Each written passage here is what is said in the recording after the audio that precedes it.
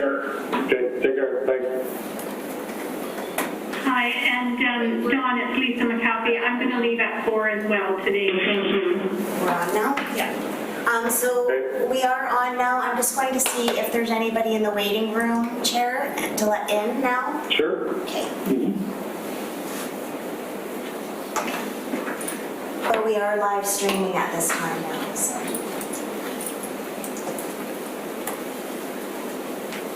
Thank you, and we're now returning to the out-of-camera portion of our meeting, and we're on to number 3, which is introduction of late items. We have one piece of correspondence from the housing and from the members of the Nanaimo Homeless Coalition, both chairs. I believe Jason's going to talk to it, and we'll be bringing that in under other business. That's the only addition I have to the agenda. Are there any late items? Other late items?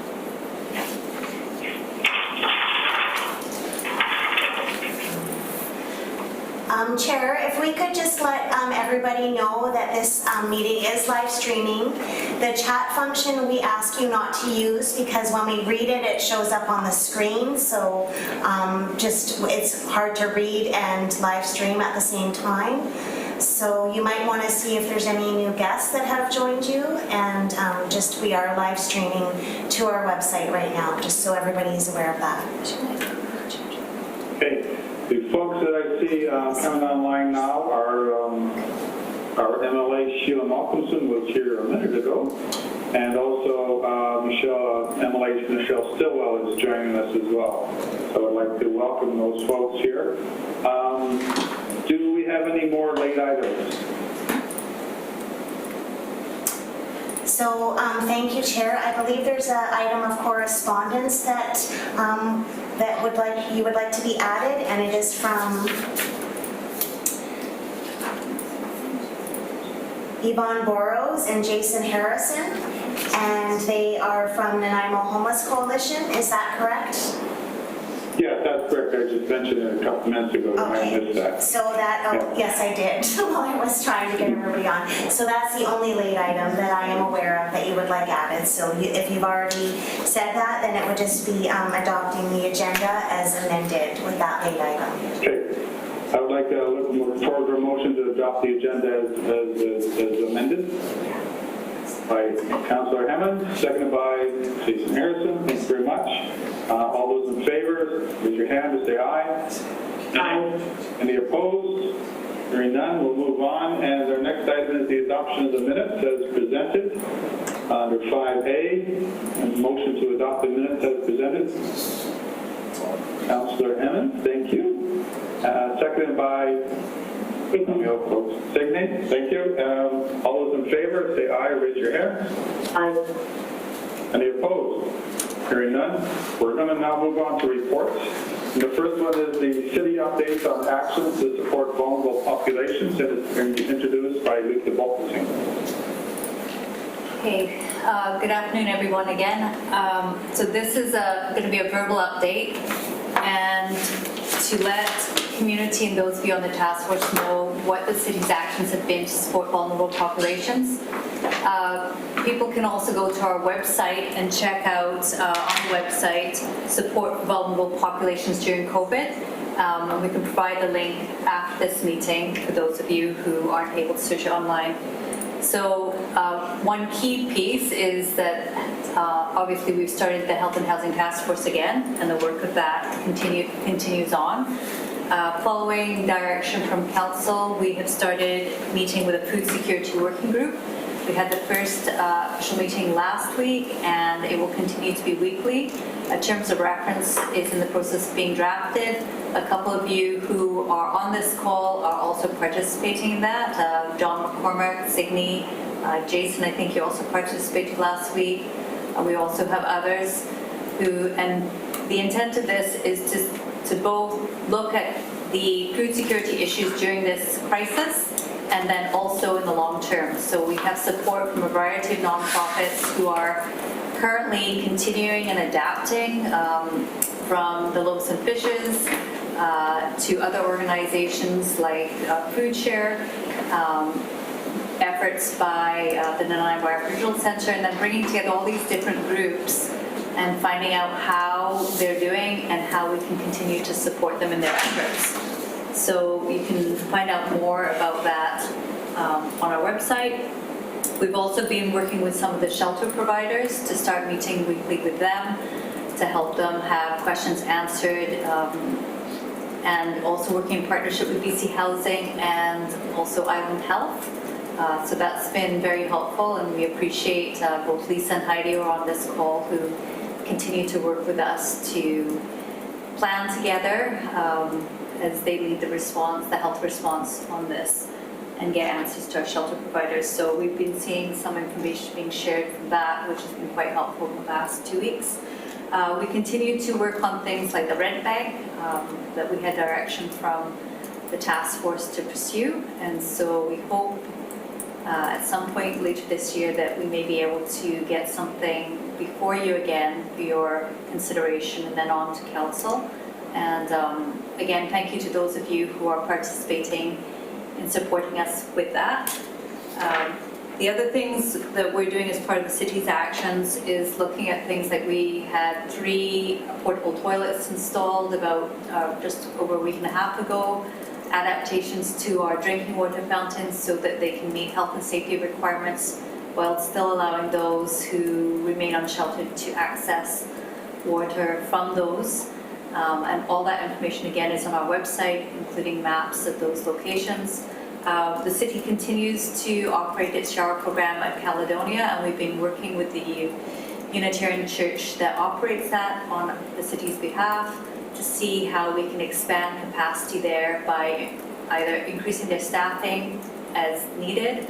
And this is due to existing, because the need is has been increased during this time because shower facilities that were available at Salvation Army haven't been able to continue because of safety for Salvation Army guests, and then also we had the closure of Harris House, which also provided that facility. And we're also looking at the possibility of laundry facilities and how that can be wrapped in with the shower program and seeing what's feasible.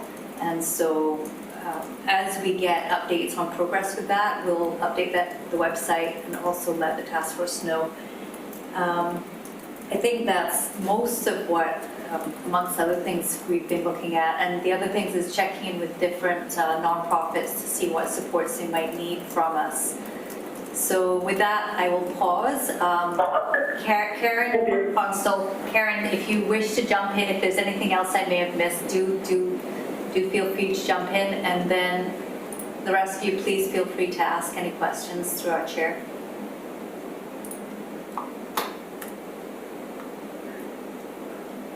Karen, did you have anything you wish to add? Okay, so I'll take that as a no. Jesse, no? Does anybody have any questions so far? I think Lisa actually introduced part A and B, but we're going ahead. Yes, I realize in part I did.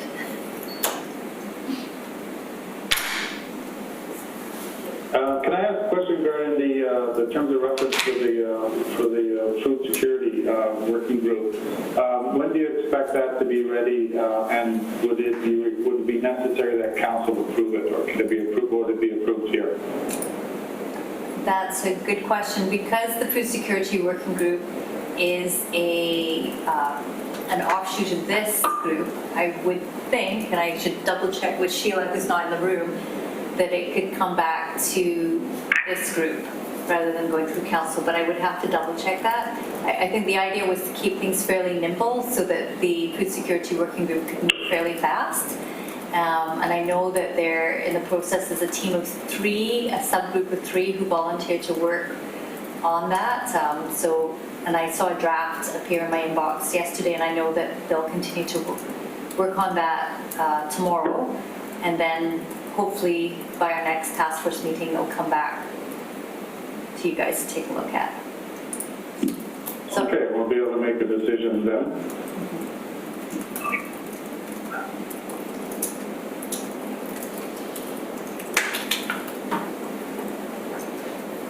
Lisa, we'll be able to make a decision at that Oh, I time? beg your pardon, I thought you're stating that. Yes, you will, yes.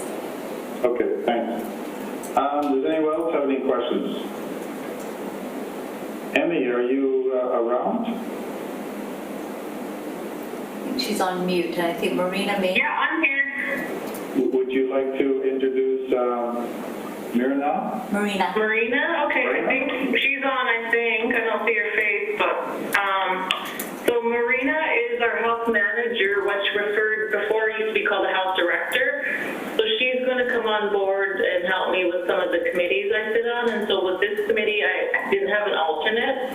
Kate was, but because of her job, she wasn't able to fill that, and so what we're going to do is, as Marina works in the health department, and that's very much streamlined, for us to have somebody that's in the know around the grassroots, around homelessness, and around poverty issues that are experienced within the Indigenous lands. So Marina will be my alternate, and I'm really grateful that, we have space at this table and that we're able to participate, but one of my challenges is because of my position and my political hat, I had a hard time getting to all the meetings, and I felt that I needed somebody there that could represent the nation. So Marina will be coming on board. I don't know if Marina, you want to share a little bit about who you are? Show your face, maybe? I tried. Hi, everybody. I see you all, but I don't see me up there. It worked the first 3 times I did it, but it's not working today. I didn't have my tech support Emmy here. Hi, everybody, and thank you for inviting us to this meeting. And Emmy and I have spoken quite frequently in the COVID pandemic that we have, and worried about some of our people who live in the vulnerable population. And so my background, until a couple weeks ago, I was with First Nations Health Authority for 5.5 years, and so I connected with the 20 Cook Village communities across the island. And prior to that, I was with ITHA for 14 years and did some work with survivors in intergenerational family members. And before that, I was 5 years with the school district in 68. So I have some connections already, and I know Aaron, and I know Jason, and of course I know Emmy. And I did some of this type of work in the Cowichan Valley in Campbell River because my area was quite broad that I covered, but I'm happy to be focused on just one nation, and that is Nanaimo, which I come from. And as well, I guess for me, it's getting to shape and have a voice for the nation. Because when I worked with First Nations Health Authority, I didn't have that. I was the engagement. So just shifting, and so Emmy will keep me in checks and balance, and I look forward to working with everybody. And this is important work that we're all doing and trying to manage people's wellness and inspire wellness for people. Thanks, guys. Thanks very much for that. We look forward to having you participate in future meetings. Is there anyone else with questions regarding items A and B on the reports?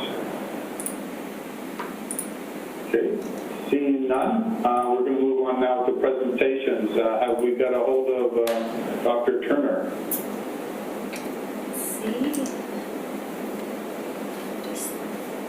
Just trying to get her into the meeting.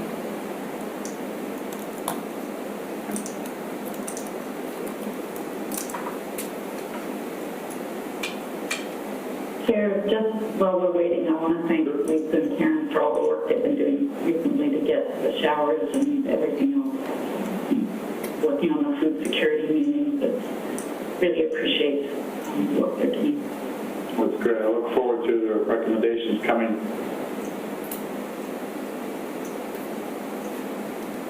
Is she in? No, she hasn't joined yet. Okay.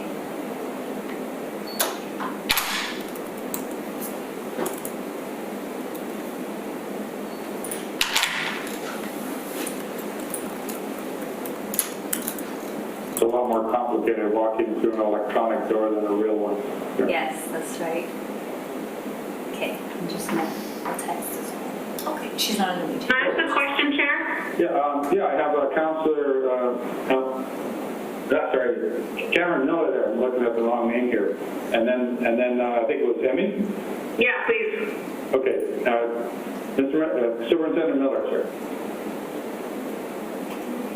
You have to unmute yourself first, though, sir. There we go.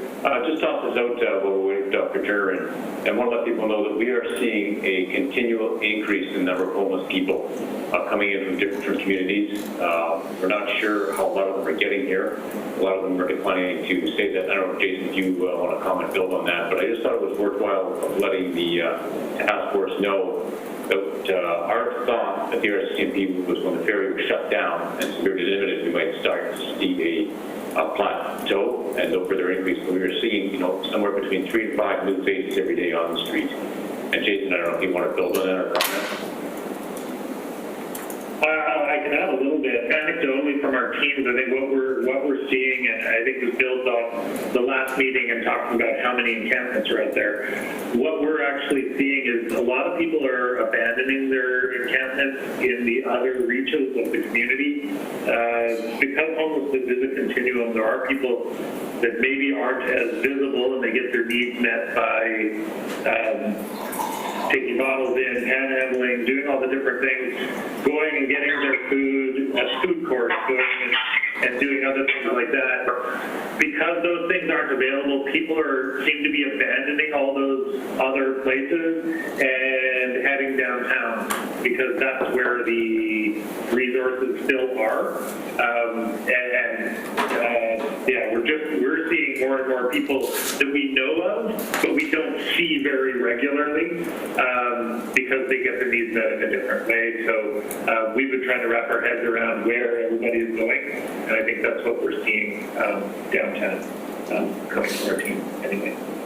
If I can just build on that, Chair, what we're seeing is actually people brand new to the community, so not from Nanaimo or the environs.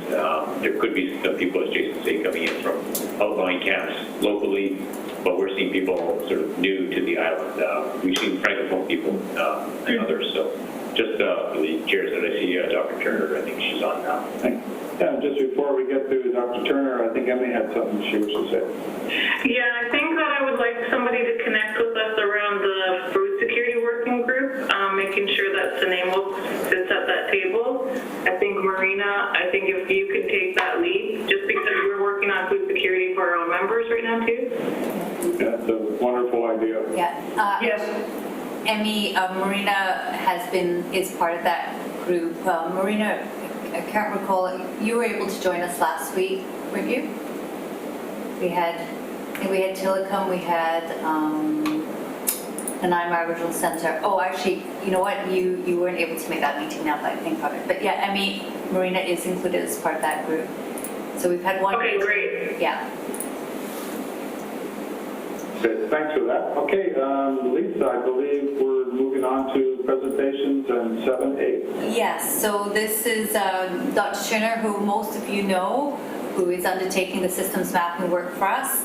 And she is going to give us a brief update on the status of the project and some recommendations for how we adapt and move forward given COVID, ways we can advance the project and shift it while still meeting our long-term aim at having a strategy that builds on the foundation of the affordable housing strategy and the Coalition's action plan to end homelessness. So with that, Alina, if I could let you take that away. And yeah, no problem. Thank you. Yeah. Awesome, and nice to see like 3 of you. I know there's some of you online, so hello. Had a couple couple of meetings with the task force working group as well as staff teams internally just to see how we could pivot some of the work during this time and have a bit of a game plan that we wanted to bring to you guys so that we keep the work going while we leave the community to do what it needs to do around COVID response at the same time and still kind of support that work through our process as well. So what we've landed on is a couple of things. One is that we have, as you know, one of our initiatives was to do a needs assessment, a comprehensive integrated needs assessment of social issues in Nanaimo, and that's been completed. But of course, it was completed right when COVID hit. So we have a plan to update that into the fall after we get some of the data coming in from the COVID social challenges that have really been accelerated, if anything. So we do have a bit of a game plan on how to make sure that whatever we're going to have in September is going to be updated according to new information from COVID. So that's item or update number one. The draft is being circulated and will just continue to be this living document just because obviously we're still collecting information. COVID hit right in the middle of consultations, as you recall. So we had completed the first of 2 sets of design labs when everything got put on hold. So the second item to update you on is the design labs that were planned for the second part of March are going to be postponed into September, with the caveat that even in September we might have to still proceed with the digital engagement process. And of course, the challenge is that while it might work quite well for service providers that have become accustomed to virtual work environments, we're still going to have that challenge with lived experience as well. So we're doing some work right now to see if we can figure out some creative ways, if needed, if things are not back to so-called normal in September, then what's going to be our strategy to get the lived experience input virtually. So that's, in summary, the game plan for the consultation process. Hold until September, give us breathing room to the service providers, including Jason and Kurt From, to do the response work, and then pick it back up when things have stabilized, with the caveat that it might still have to be a virtual approach. So that brings us to our third item, which I think is going to be the one that's most relevant to you guys moving forward.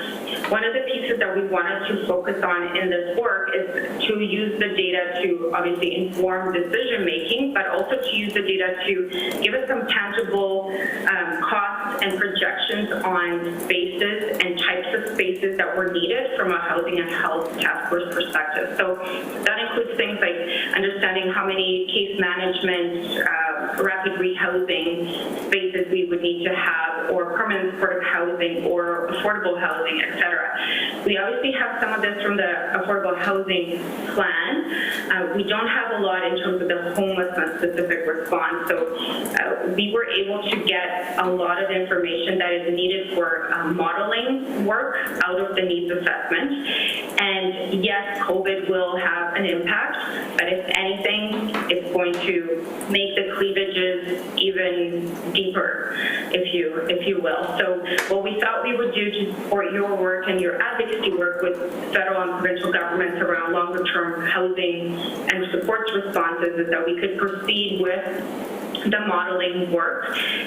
Even next week, we could potentially have our first set of scenarios completed for the working group's review, so that at least you guys would have a bit of a script in terms of what Nanaimo needs based on the data that we have to date.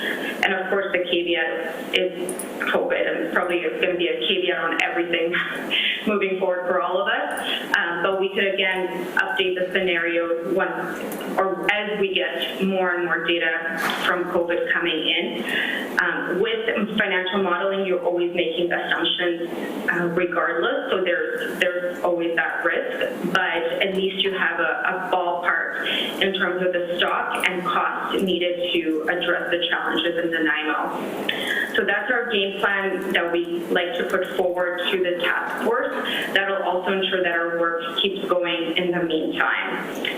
And then I believe my last update, and Lisa, correct me if I'm wrong, and giving folks an overview of the systems mapping work and the help seeker engagement strategy. Like, I can do that, or if you guys have done it already, I don't have to, but I'm happy to. If you could do that, please, that would be great. Thank you. Okay. Yeah, no problem. So the last piece is, as you know, one of our deliverables was also an ecosystem map, essentially understanding the assets involved in delivering social services in Nanaimo. And there was over 100 service listings that were mapped before COVID occurred. What we've learned, and as I mentioned in the last meeting, so there's new listings that have come on stream specifically to deal with the social responses to COVID. So that might involve voluntary groups, charity organizations that are already existing, or it might involve brand new groups that are just forming at the grassroots level. And what we found in other communities that, we have all of 2 weeks experience dealing with this, is that there's an opportunity that we can mobilize civil society using the Help Seeker platform in a targeted way. So on the food security issue, and I heard mentioned this before, there's a lot of groups that have now come together to start delivery of groceries for seniors, for instance. And it might be a group of volunteers through a church, or it might be a group of workers that used to be part of a restaurant, etc. So there's all this activity happening, and it's a waste to not tap into that energy. So what we're proposing to do in partnership with United Way, the coalition, the city, is to get those COVID social responses mapped into Help Seeker so they're all in one place, and then similarly to update all of the 600 plus listings that we already had pre-COVID so that at least the citizens know what is available in real time. And that's primarily because operations have changed so quickly in the social sector, and again, there's no way to keep up with it unless we have agencies claim their profile and keep that information up to date. So there's going to be, obviously with your kind of blessing, et cetera, marketing campaign to service providers, but also to the community so that they know that there is help available during this time, and leveraging the Help Seeker platform so that it's easily accessible and obviously coming through on a mobile application and web-based application. The other piece to share as well is that the Help Seeker app is going to be available in 22 languages as of May 7th, I believe. So that's another piece to keep in mind for your newcomer communities.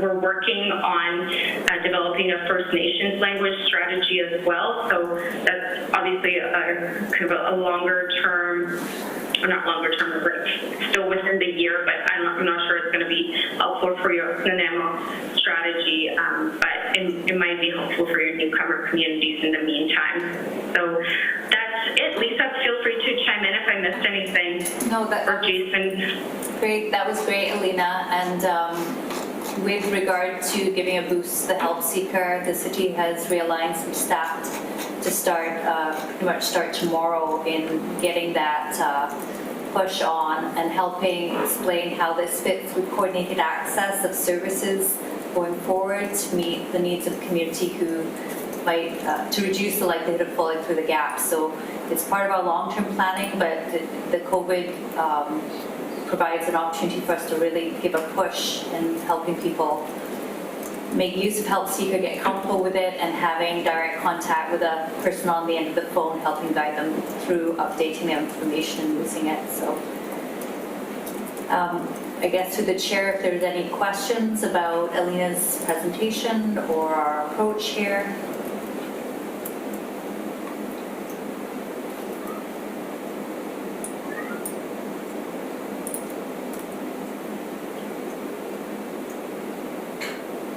Okay, looks Do we have any questions, anyone? I think you're off the hook. Oh, that was easy. Yeah, really. Excellent. Great. Well, I won't keep you hanging. Thank you for the opportunity. If I may ask one question, we may have talked about this before, but there are people watching this meeting as well. How are other cities faring that you're working with? Well, the good news is that you have a game plan. A lot of communities are waiting in some manner for the federal and provincial governments to kind of swoop in and save the day on social issues, and I'm not sure that that's the best strategy. So the communities that we're involved in, we encourage them for the local community to come together to mobilize around social responses. So I think you're in the bracket that is advancing and taking charge of the challenge firsthand. So I commend you for that, because that's what's needed. The feds are not going to, they're having trouble even getting money out the door in terms of their websites crashing, et cetera.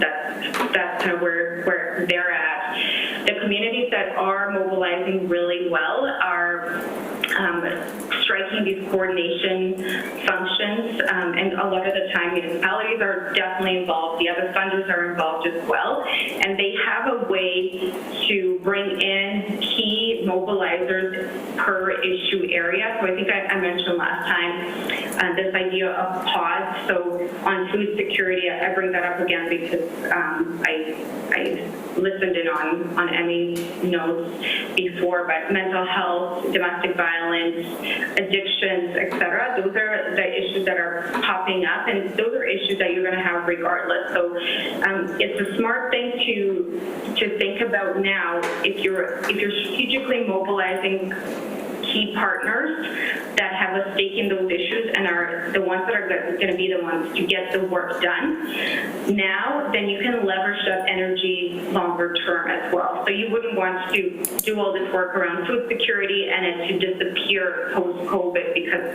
the crisis is done and now we've solved that. You had a food security challenge pre-COVID, so you're probably going to have that after. So whatever you're doing around your infrastructure mobilization is not going to be wasteful, if you will. If anything, it's going to accelerate some of the impetus behind that work. So in that sense, you're on par with communities that we're working with that are mobilizing. The ones we're worried about are the ones that are kind of waiting for somebody to come in and tell them what to do, and that's very likely not going to happen, or it's going to happen too late. So being proactive and tapping into the data now, and I noted that before, the data's not perfect, but it's telling us the story that basic needs are getting, the chasm is growing, which is to be expected. And the basic needs issues that were top of mind in the first 2 weeks of COVID, which is primarily food security and housing. And if you recall, that was the end of March, close to the April 1st due date for rent, et cetera. That has now been overtaken by abuse, addictions, mental health challenges. So again, not that housing basic needs are not still there. It's noteworthy that these other pressure points have come to the forefront. And is it now that these issues are taking their toll, and that's what they're expressing themselves? What we do know from the research on holistic well-being is that if you do well in these well-being dimensions, you tend to do well in all of them. And if you do poorly in one, it's going to have an impact on the other ones as well. So if you're doing poor on housing, it's going to impact mental health, and, obviously your connection with your family members, et cetera. So you need a kind of a holistic response, and I think you're well underway for that. I was was also going to mention too that there's going to be a food security webinar. It's a food security and COVID webinar that's going to be happening next Thursday. It's 8 a.m. your time. Sorry about that. That's because we're accommodating Ontario and some of the Eastern partners. But if you have an interest in learning what other communities are doing in food security, just kind of comparing notes with folks that are mobilizing in that area, I can pass that information on to Karen and Lisa to circulate to everybody. Great. Well, that would be greatly appreciated. I believe Signe had a comment. Thanks, Alina, and just wanted to acknowledge all the work that Alina's team has been doing and how great it's been to work with her. And my other comment, just a colored comment on what Alina's speaking to. We as United Way are doing calls to the nonprofit sector and you see, service providers, in Nanaimo and in conversations with Haven and Hospice with and some of the other food service providers, just to highlight, most of these nonprofits are expecting at least a drop of 30 or 40% of their revenue through donations and other sources that are, and at the same time, they're expecting, an increase in service needs to deal with the trauma of COVID and as soon as social isolation is lifted, the trauma of domestic violence and folks seeking that. So I'm just raising that as we are a health and housing task force, and as we think short-term, medium-term, and long-term. I'm mapping and working with other United Ways to figure out, what's the size of the drop of the regular services that nonprofits have been delivering pre-COVID, and if we're anticipating 30% or more drop in their revenue sources, you can see them curtailing their services while their needs are going up. So that's pretty depressing, but I'm just highlighting that we're trying to get a handle of that, and Health Seekers is going to be part of that. So.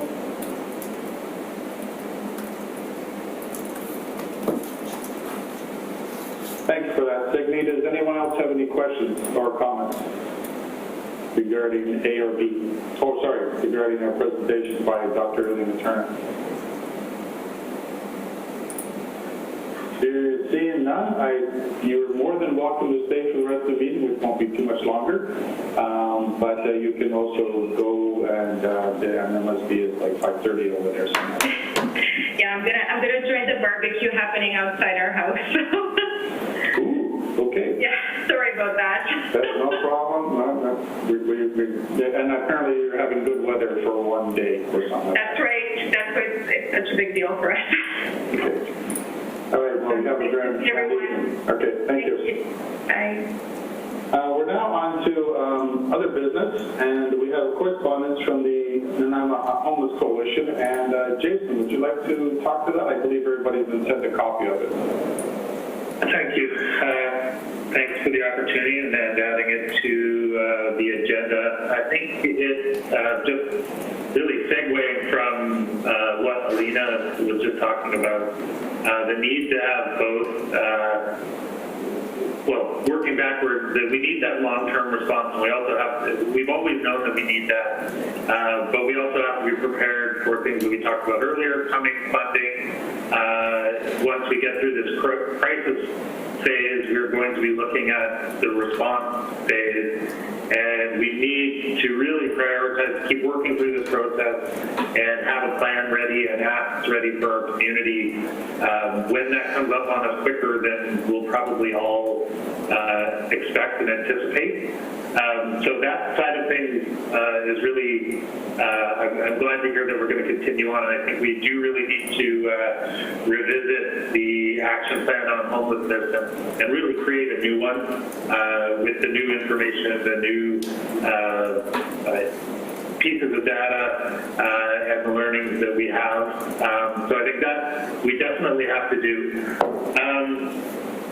But the letter itself, it also, it backs up what some of our colleagues were saying earlier around the need for communications and more transparency around some of this process.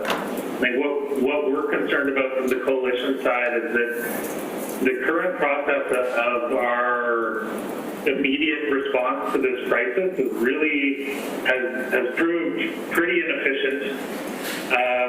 We're not leveraging the knowledge and the expertise. I mean, we are, as I said in the letter, we're fortunate actually to have a task force like this with all the important players already around the table, people that can approve things and move it forward. But I think what our concern is that unless we create another nimble structure such as the food response where there's a working group right now and then they sectioned off into a smaller group to figure out what information is there. Unless we do that around a shelter response, whether it is around the new emergency response center concept, unless we do that, we're not using our resources to assess the risk. We're not using, basic principles of crisis response, and even project management, where we know there's parts of this that may not be able to be shared beyond a very, very small group, but that doesn't stop us from having other streams of this project preparing and planning while that other issue is being dealt with, and we're not doing things in a coordinated way. So I guess our ask from the coalition is back to the task force, and we're really just trying to encourage this group that we already have through the task force to really take the lead on communicating to the province, whether that's through EMBC, whether that's through BC Housing, Island Health, on what the actionable short-term crisis strategy should be. And that really does need to have some of the risks that I'm talking about is even some of the risks that we know that there's going to be community pushback around any solution that we have out there. But we need support from the business community so that they can back this up. We need support from political level so you can back up the reasons why we are all behind these responses.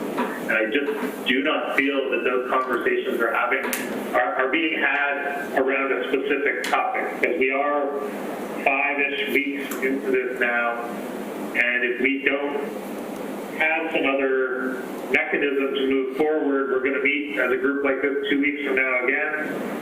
And then, we're 2 months into this, will we even have that shelter response or whatever our response is? I mean, we probably got lucky to this point, but we are seeing reports in Canada, we are seeing reports in the United States of this starting to rip through homeless communities, rip through shelters, just like it is through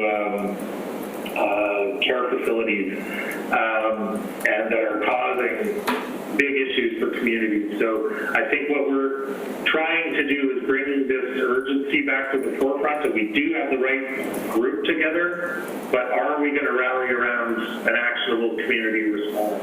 And I know that there's likely opinions and thoughts around this, so we were just hoping to bring this forward to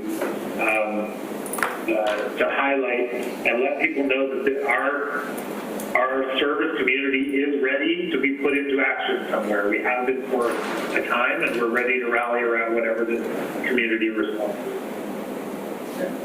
For that, does anybody have anything they'd like to talk on that subject? It's Heidi from BC Housing. I'm happy to speak to that and really appreciate the great work that the coalition and community partners have brought forward. We've been able to work with Island Crisis Care, the city, and Island Health on responses, because we do need to be responsive. It's been absolutely correct on all fronts of that. And our commitment is really transparent, and that hasn't changed, that if there is a shelter opportunity, our BC Housing Housing commitment is to provide funding in that way. So in moving forward, we all know that Island Crisis Care did tour St. Peter's. That wasn't found to be a site that they felt comfortable in operating. Really appreciating that they had stepped forward as part of that community plan to be a part of the solution. So we have worked with the city and identified another site. It's just being finalized, and we anticipate being able to share that site tomorrow. To Councillor Aaron Hammond's point, transparency and conversation with our neighbors and our community partners is essential. We were a little tepid, given what had happened in Nanaimo, because we hadn't lost any hotel sites anywhere else in the province. But I just want to speak to that not being, not from a want of being transparent, because we commit to those core values of transparency, and we know the value of community engagement, just not wanting to lose sight the way we did with the hotel, and work through the logistics of the operator who would actually be providing those services. So if I may just summarize, our commitment remains the same, that if a shelter opportunity is presented, BC Housing is committed to providing those funding to operate. That hasn't changed. We've been continuing to work with the city on providing a location, and I can share that the partnership is so strong that city staff were actually looking at the site over the weekend, and just wanting to confirm that shelter site would work. So really excited about being able to bring that opportunity forward in the next 24 hours so that we can be transparent with both the coalition and community partners to make sure that engagement continues. And also just really appreciating the coalition bringing forward, having those discussions at a grassroots level. How can we respond to COVID-19? And then I would just defer to Lisa from Island Health, because I know that we're very fortunate that on the island we haven't seen a cluster effect in our shelters or in long-term care homes that other communities have, and that was shared on the Monday morning call that all the shelter providers participate on the island with. But that doesn't mean that we don't keep up the work that we're doing, nor that we give up on securing and finalizing more space hotel units for isolation. Lisa, did you want to add something? Sure. I'll just quickly add, one thing I would like the group to consider, and I'm really not sure if it's my role to ask this, but I represent mental health substance use, and some of what we're talking about is pandemic planning, and I would respectfully suggest we revisit having a public health representative here. I did gather some public health information because this is highly reported, what was said on Monday, but I am reporting outside my specialty, so I just would like to say that. I'd also like to say that everything Heidi said is 100% accurate, and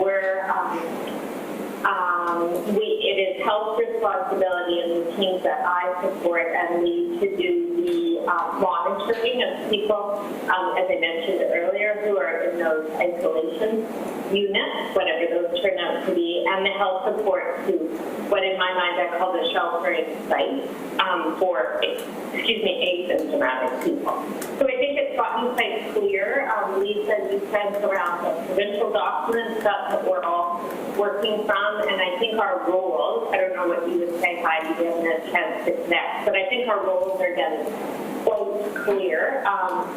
What public health would ask me to emphasize if they were here is basically what you were highlighting, Jason, that the three pillars of this are around the long-term strategies. with opportunity to shelter in place being the first one. The other public health message was we still need to prepare for a worst case scenario, and people have touched on that, but we should assume it's here and that's like it is in terms of COVID. So I think just exactly what we're all doing, but not lose sight of the need for stable housing, which is basically receiving what people have said. Thank you for that. Kim, you had something you were comment or question? A couple of things. I wanted to thank Jason for his letter. I really support what he had to say there. But I also wanted to speak to Heidi and Malcolm about site selection and wondering if the chamber can be part of any discussion around site selection so we can, if we can ensure that there's no unintended consequences of selecting a site, and that we can, put forward some any concerns that we might have, or help make choices of one site over another, insofar as it may impact the business community in those areas. Not approaching this to be critical or negative about it, but just so that we can have a vote in there. And so, in turn, it can be stated that consultation with the business community has been held. I would probably think that would be something Heidi would talk to. And it's Heidi, it's actually Malcolm and Heidi question. Neighborhood consultation is very key. I don't know if you're speaking specifically to temporary sites and long-term permanent housing sites, because we know those are two different issues. I know when we've been looking at temporary sites in other communities, rezoning, those kind of things, because it is a temporary basis, are relaxed in partnership with our community. If we're looking at longer-term solutions, definitely, that's the key part of the communications and rollout, and that's in keeping with the commitment to the MOU signed with the city and Nanaimo and the housing. Community is really key, and a key part of that. Sorry. I would be willing and hopeful to address both temporary and permanent or longer-term site selections, and it's just part of that community consultation, have the chamber speak, and I just believe it'll help in the future when, if and when there is pushback from the businesses in the area or in the neighborhoods that you're choosing, that we can say that we weighed in with our opinion and with our heads up, and I think that would help down the road with transparency as well. And I'd be happy to sign any kind of NDA or anything. So. Thanks for that. Speakers, I have Aaron and then Jason. Thank you, Chair. Just want to voice my support for Tim's suggestion there, and further it from the business community to just general residents. I think the more conversation we can have with community, the better. And I understand there are MOUs, et cetera, but in terms of these immediate short-term pieces, Heidi, I heard you say that you haven't lost any hotel rooms across the province except in Nanaimo, and I think that would perhaps indicate that we might want to do things a little bit differently, because Nanaimo is a bit sensitive around this, I think, because of intensity and our experiences with that. So a couple of questions. One for Heidi, particularly. So funding is available, and you're working with ICCS. And I also have heard at this table that we have a number of providers beyond ICCS who are willing to work collaboratively on a broader response. And I'm wondering how we can use folks working together to maybe respond to more people than we can with just one service provider. Can you hear me? Absolutely, and it's great to hear that. And what I have reached out to the coalition and said earlier, probably more specific to Jason. If there are those conversations within the community, please do include us. It's beneficial and it's easier for me to go forward to a request for executive if I'm aware of who the resources are and what they be like. We participate in conversations at community level, and if there's more opportunities to open, that's great. We've got the funding that's able to be secured for these, but please do include us in those grassroots conversations so we can be a part of that planning. I have one team member that is focused just on shelters here on the island, so would be happy to have them participate. Heidi, if I may, in response, that's really great to hear because I know we have a few people on the call just today who are willing to do that, and we also have, I know, some facilities on the table in terms of what we can offer for space to support more people. So that's really great to hear. And a question for Jason regarding this letter.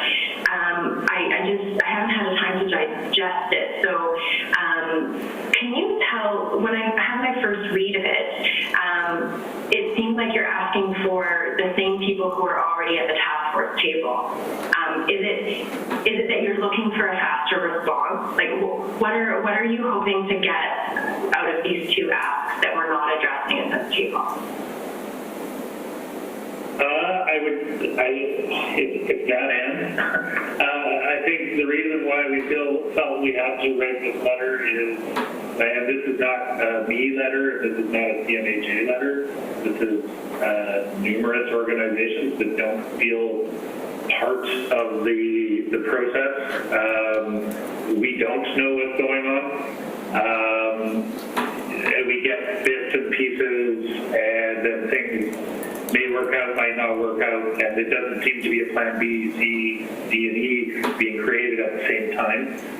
So it's like, we run out of options on the one, and then we have to go back to the start. And I just think that we're not leveraging everybody that we have here.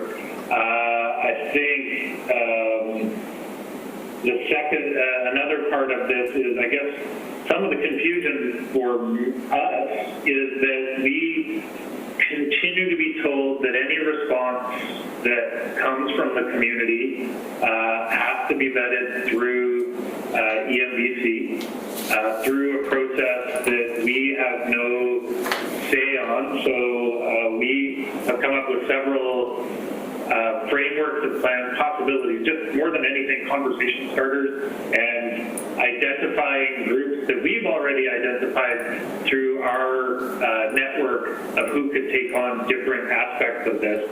And we have provided that here to the task force. We've provided that. I do know Island Health and their response on that health end has been very, very clear, and we're happy with that. And they've taken some of our information they've been very open at taking our information into maybe what their submission might be, but ultimately then to kind of hear that, we could talk to Heidi, and Heidi did say invite us to some of your meetings that you're having, but I think what we were trying to do was go through the process and the channels that we were told to go through.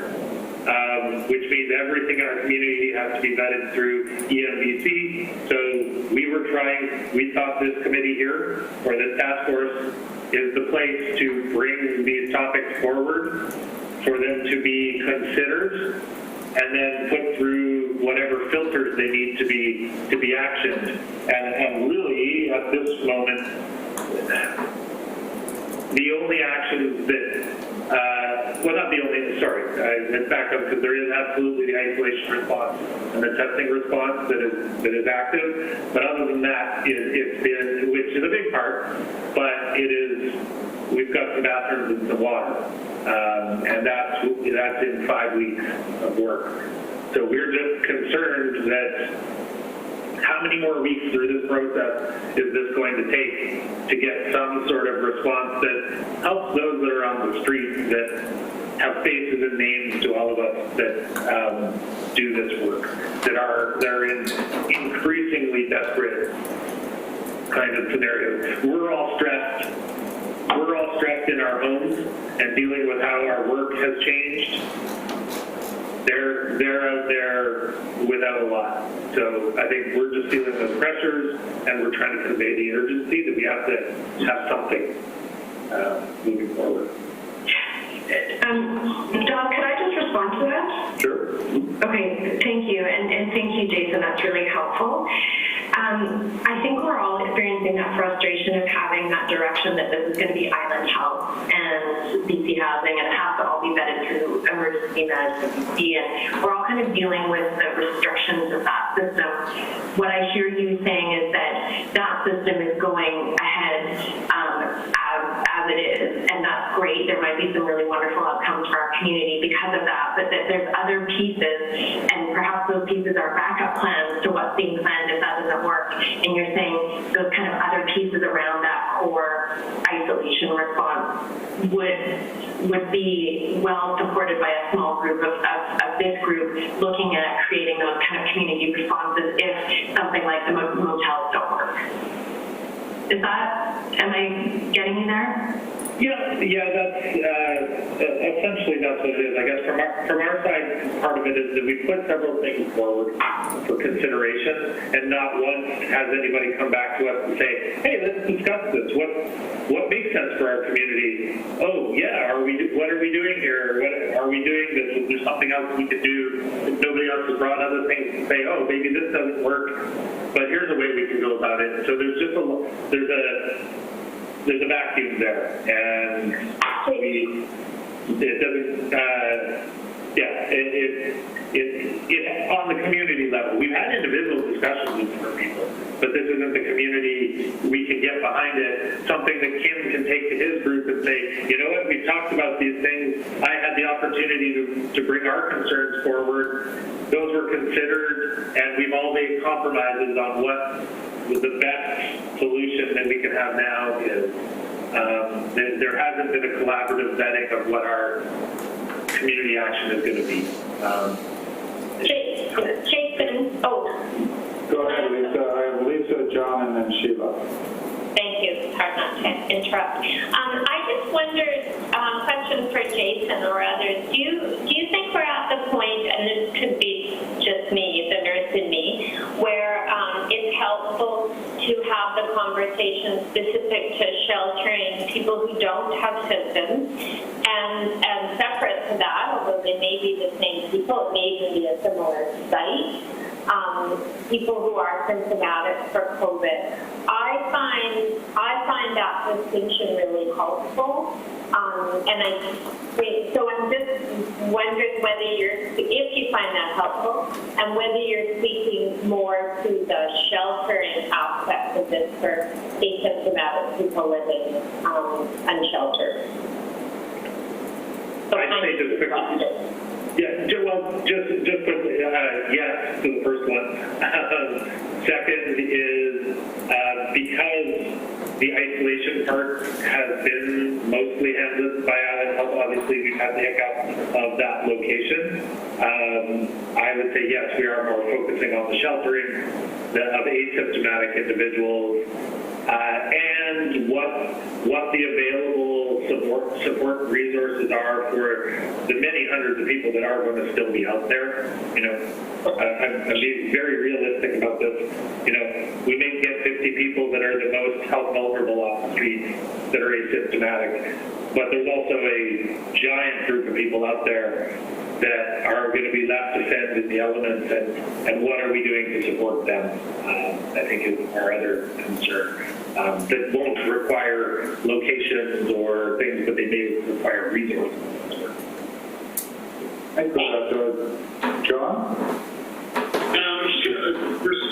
I was going to make a comment just to support what Jason was talking about. We deal with the third-party clients, people who are have difficulty sort of interacting in a normal way with our community resources, and they are struggling at so many different levels now in a way that they never have in the past. The addiction rates, mental health issues, not being able to access banks because they generally are not in a situation where they have those kinds of relationships, and they're now faced with a situation where the sort of payday providers don't have any money, and so they're struggling in that way as well. And I'm concerned that we have this immediate crisis, but we've also got this longer term issue of how are we going to respond to that larger group of people who are really struggling. So that's my comment. And then I wondered, just in terms of going back to where Heidi was at, is it worthwhile for us as a committee, as a task force, to go in camera again at some point in this meeting for Heidi to be able to brief us in more detail, where she, about decisions and discussions that are being had at this point with the city, including sites. So put that out to the task force for consideration. Thank you for that. I'm going to go to Sheila Aaron, and then I'll ask Heidi if that's an option. Sheila? Thanks, Don. I appreciate the opportunity. I feel like I've skipped part of the conversation here, but in response to the understandable frustration that Jason is exhibiting, could I just get caught up on, is this committee making its recommendation to City Council, and then it's Council that will be putting its recommendations into EMBC? It sounds a bit like when we talked a couple weeks ago, the paths of reporting and the advisory role wasn't totally clear. And if the letter that Jason and the coalition wrote a few weeks ago, and then last night's or today's letter, if they're going to all three agencies, but it's not totally clear who's capturing that community input, I wonder if that might be one of the pieces of confusion. And admittedly, this has never been done in the province before, so I just want to make sure we know where the community advice is getting captured. That may be our problem here. Thanks, Chair. Yeah, I think part of that in that the committee itself is to make recommendations to council, and council has given us motions that they've passed that they've asked us to look at, including the food security one. So there's that part of it. There's also work that's being done sort of outside this committee by our capable staff and the staff of other agencies, including BC Housing and Island Health, that is going through the EMBC. So there's kind of like two paths there. There's work that's being done that doesn't necessarily hit this task force. So that's kind of where we're at. I think Jason is asking in his letter that this task force start making recommendations that would go through council, then off to the province. I'm paraphrasing there. Did you have another question, or did that help? Okay, Aaron. Thanks, John. Just in response to Lisa Murphy's conversation there about COVID presumptive or positive, I do think, Lisa, you're touching on something that I've been aware of for a number of weeks now, and that's that I think we're all approaching this slightly differently. For some of us, it really is a medical response to people who are ill. For some of us, it is a social response. And I think having some clarity around, as a task force, our focus is the whole community, but we do have obviously a public health emergency going on right now. So is our immediate focus, and maybe the focus of this Jason suggested smaller working group, is that COVID response. But I think sometimes it's hard for us not to try to want to pull on these levers to also then suggest remedies or kind of longer term solutions to the overall kind of challenges we're facing. So I just want to express I really appreciate the comments, and I think when we're talking about our response and our community response, et cetera, we need to really be clear about the population we're discussing and whether it's a COVID community response or an overall community response, because that's going to help us frame it up to those who can fund what we're trying to do. Thank you for that. that. Heidi, in terms of John's request, are you in a position to do anything like that in camera, or would you like to pass? My challenge is I'm booked at 5 o'clock for another call, but if we can do that, I would want to do that in partnership with the city and confer to them whether they're comfortable with sharing the site that's going forward. I'm also aware that tomorrow at 10 a.m. there is another call with a smaller shelter group that I'm so appreciative of being included now that we might be able to speak to that, although I do have to say I couldn't be on this call till 10:30 tomorrow. But, you know, I would approach it. BC Housing is always about partnership, and the partnership is with the city of Nanaimo and Island Health. So in full disclosure, I would leave that to a collaborative response. And I guess I only have 1 minute now before my next call, but happy to do that at another time if that's needed. Okay, thanks. I appreciate that. If I could just, with my few seconds left, just say that I'm so glad that Lisa identified that there are 2 responses here. And there are, so the hotel room for the COVID positive and working with the partnership with the health authority on that. And the other piece with regard to ensuring that vulnerable folks are able to access shelter and food, that kind of thing. That really goes back to our commitment that's been there from the beginning as to shelter. You know, certainly, and I believe I shared this at the last Health and Housing Task Force, our goal, and when I've been trying to be strategic with regard to shelter sites, our approach has been, is there a site that isn't a municipal site? Because the ability to continue those services or those supports, that shelter on an ongoing basis is really beneficial. Because I'm also aware when the emergency, the EPA is lifted, that we don't have access to the site.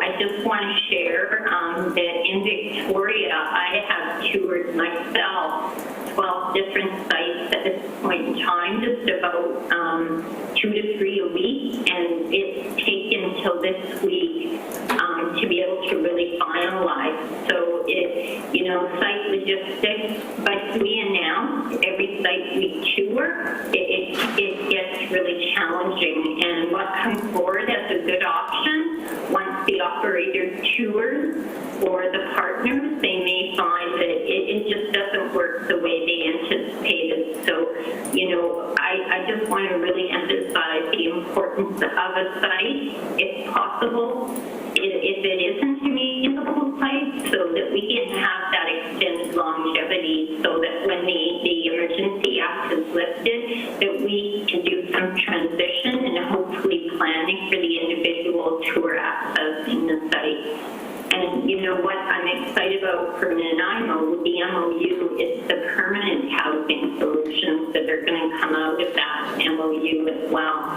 And just to confirm with the community, the members that are on the call today, that work is continued. Those weekly MOU check-ins with all partners continue. So even during the COVID-19 response, there is there is passion, there is a sense that we need to keep that work continuing. Okay, thank you.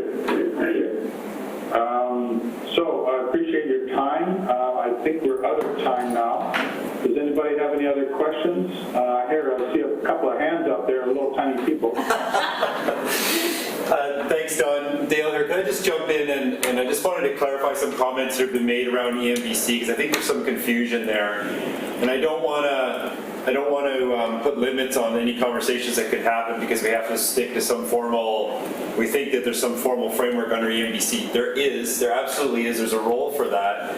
What we've been told from the start is that Island Health and BC Housing, and I'm not sure if Heidi's off the phone here yet or not, but they're responsible ultimately for the planning for response for vulnerable populations under this pandemic. So the way it would work is they do their plan. If there's resources that are requested from the community, then the city has the opportunity through MBC to do cost recovery for those. That, however, doesn't prevent, and I heard Heidi talking earlier about having the opportunity to have discussions with various groups about having shelter opportunities and talking to service providers about opening shelters. It doesn't mean that those conversations can't happen, and BC Housing on their own can fund outside of the EMBC framework and decide to fund organizations to open shelters, whether that's in a church or another facility. They did that pre-pandemic, they can do that now. So if there's an opportunity for that, I don't want there to be a belief that we have to wait to go back to a formal EMBC conversation to have that in those discussions.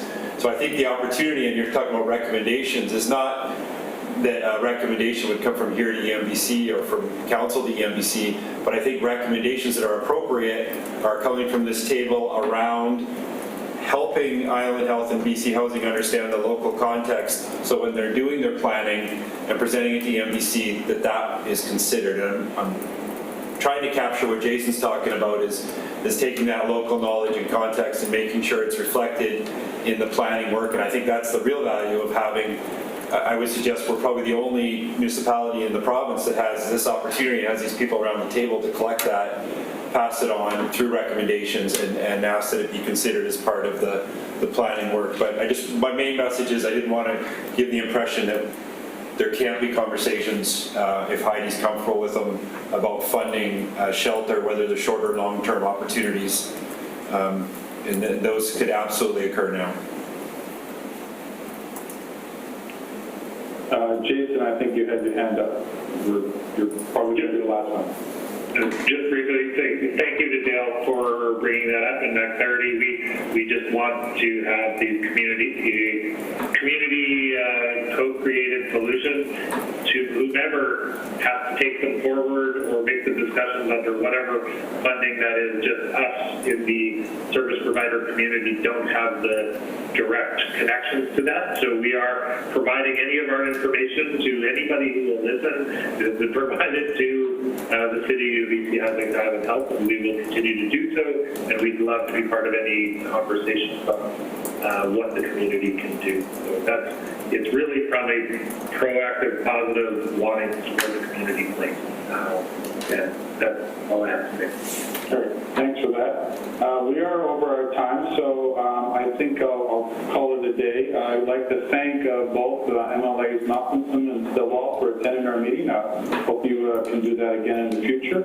And thanks also to Emmy and Marina for attending, our newest member. I look forward to seeing Marina in the future. And special thanks to all our frontline service providers and the work that you're doing. You're holding our weakest link of the chain together, so it's greatly appreciated, and hopefully the rest of us will be able to help you with that. So that's my last night. Does anybody have anything else they want to say before we say goodbye? Don, could I quickly step in and let people know that for our next task force meeting on May 6th, we're going to start slightly earlier at 2:45. You'll get a meeting invite for that, so I hope that 50 minutes earlier works for everybody. We had some scheduling conflicts with a few key participants, so just stay posted that the next one on May 6th will be starting at 2:45. Thanks. Okay, thanks for that. So, if there's nothing else, I would look for a notice to adjourn. Kim, seconded by Councillor Emmons. All in favor, say aye or raise your hands.